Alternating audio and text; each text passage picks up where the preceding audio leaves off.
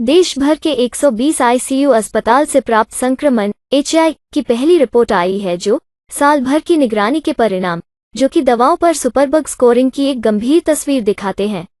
नवगठित health care associated infection surveillance India के अनुसार सुपरबग्स या ड्रग रेजिस्टेंट सूक्ष्म जीव 3080 रक्त के नमूनों और अन्य 792 मूत्र नमूनों में पाए गए।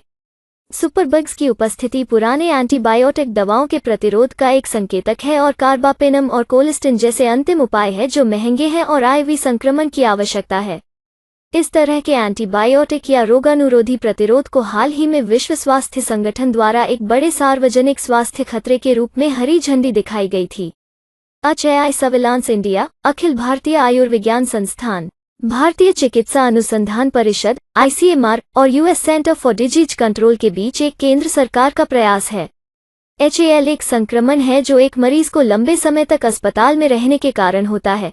उदाहरण के लिए, एक आक्रामक वेंटिलेटर या मूत्र संबंधी खतरे वाला रोगी। अधिकांश डॉक्टर जानते हैं कि भारत में ICU के मरीज जो लंबे समय तक रहते हैं वे ग्राम नेगेटिव सूक्ष्म जीवों से संक्रमित हो जाते हैं, जिनका इलाज पश्चिमी दुनिया के ICU में पाए जाने वाले ग्राम पॉजिटिव जीवों की तुलना में अधिक कठिन होता है। निष्कर्षों ने इन ग्राम नकारात्मक संक्रमणों की सीमा की पुष्टि की है। ये बात एम्स की माइक्रोबायोलॉजी विभाग की प्रमुख डॉक्टर पूर्वा माथुर ने कही, जो इस परियोजना का नेतृत्व कर रही हैं। सर्वेक्षण में पाया गया कि ग्राम नकारात्मक बैक्टीरिया व्यापक थे। सभी रक्त संक्रमण के मामलों में 73.3% और भारतीय ICU में UTIE के 531% मामले थे।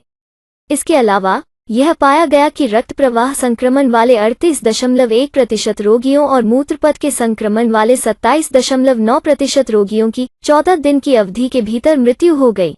ICMR की वैज्ञानिक डॉक्टर कामिनी वालिया ने कहा, ICU स्वास्थ्य से जुड़े संक्रमणों के लिए हॉटबेड है। परिणाम रेखांकित करते हैं कि हमें बेहतर अस्पताल संक्रमण नियंत्रण प्रथाओं को अपनाने और प्रबंधन प्रथाओं को अपनाने की जरूरत है जो एंटीबायोटिक दवाओं के तर्कहीन उपयोग को कम करेंगे। समग्र ICMR रिपोर्ट के विपरीत HAI इस रिपोर्ट में केवल ICU को देखा गया।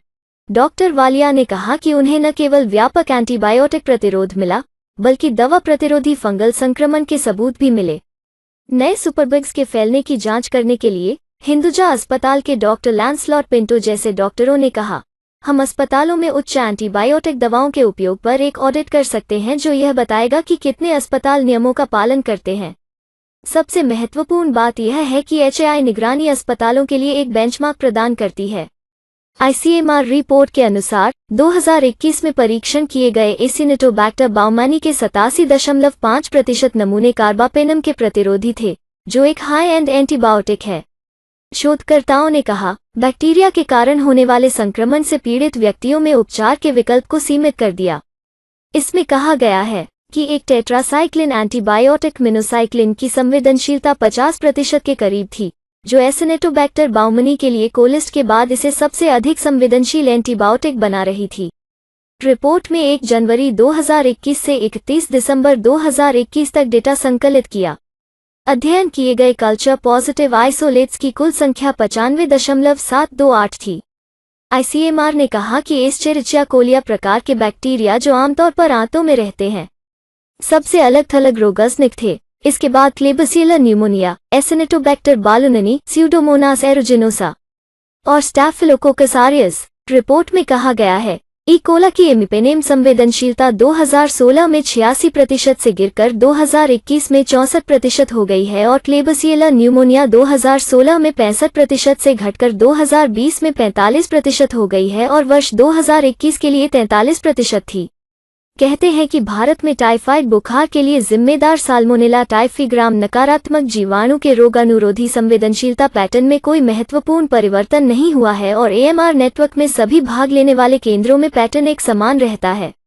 शोधकर्ताओं ने कहा कि इस टाइफी 100% सेफेलोस्पोरिन और एजिथ्रोमाइसिन के लिए अतिसंवेदनशील है।